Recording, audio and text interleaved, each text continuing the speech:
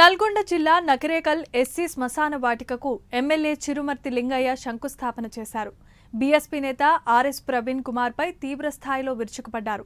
ఇసుక వ్యాపారం ద్వారా 3,500 కోట్ల రూపాయలు అక్రమంగా సంపాదించారని చెప్పడం సరైనది కాదన్నారు.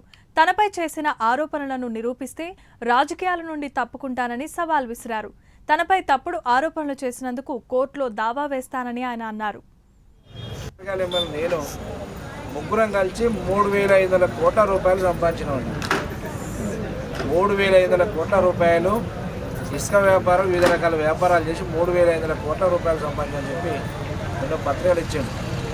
ఆలోచన చేయాలి సోదరులందరూ. ఎందుకంటే ఆయన ఇచ్చిన మాట ఎట్లా మీడియా, సోషల్ మీడియా వచ్చింది అని గూగుల్లో పెట్టుకున్నాను. నేనేమంటున్నానంటే, నాకు ఇసుక అనేది కదా ఏ వ్యాపారం సంబంధం, ఇసుక వ్యాపారం అసలే సంబంధం లేదు. నాకు అసలు వ్యాపారాలే సంబంధం లేదు. నేను వైట్ పేపర్ లాగా ఉండదలుచుకున్నాను. ఆ రకంగా నాకు జీవనం గడుపుతున్నాను. నా జీవనం గడపని చూసి తట్టుకోలేకపోతుండే ఈయన కూడా పాపం. కొంతమంది వ్యక్తులు ఏదో రకంగా పొద్దుదలుతారు, విష ప్రచారాలు చేస్తుంటారు, వివిధ రకాల విష ప్రచారాలు చేస్తుంటారు. మరి ఆర్ఎస్ ప్రవీణ్ గారికి ఏమనిపించే, ఓడ వచ్చి ఇట్లా చిట్టి ఇస్తే ఆ చిట్టి చదువుతుండు, గుడ్డి చదువుతుండు.